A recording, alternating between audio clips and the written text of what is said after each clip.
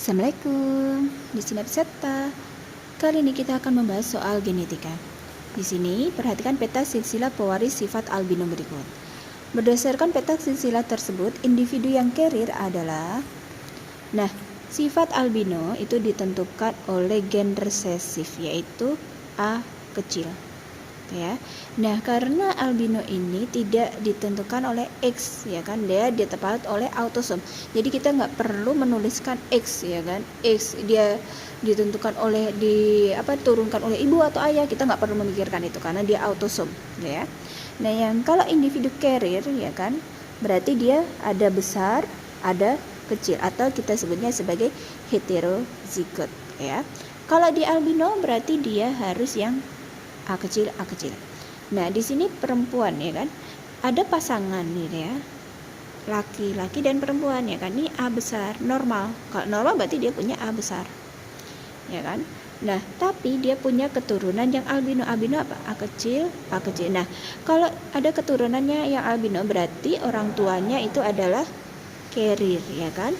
Karena supaya dapat albino berarti dua-duanya harus memiliki A kecil, ya kan. Maksudnya gimana? Maksudnya di sini ya. Ini kan nanti gametnya ada A besar, ada A kecil. Ini juga A besar, ada A kecil. Nah, supaya bertemu kan ini ya. A kecil disatukan, ya kan? Kan nanti dia jadi A kecil.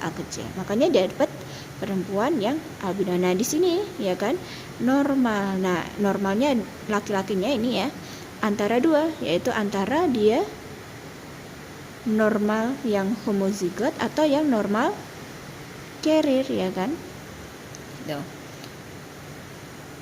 Karena apa? Ya ini tadi, ya kan, dia bisa berupa A besar, ya kan, bertemu dengan A kecil, pasangannya ini bisa bertemu dengan A kecil, atau dia bisa bertemu dengan yang A besarnya, gitu ya. Atau ya kan kalau kita buat tabel ya, gampangnya gini.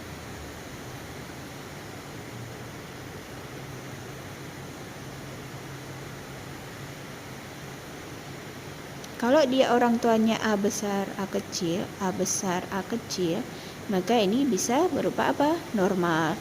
Bisa juga yang hetero juga atau carrier, ya kan? Bisa juga yang ini, ya kan, A kecil dengan A kecil, ya, albino.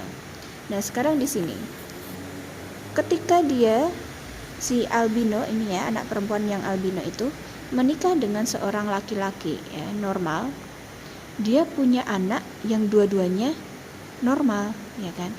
Kalau dia misalnya laki-lakinya ini ya, misalnya adalah dia carrier, berarti anaknya harusnya ada yang albino.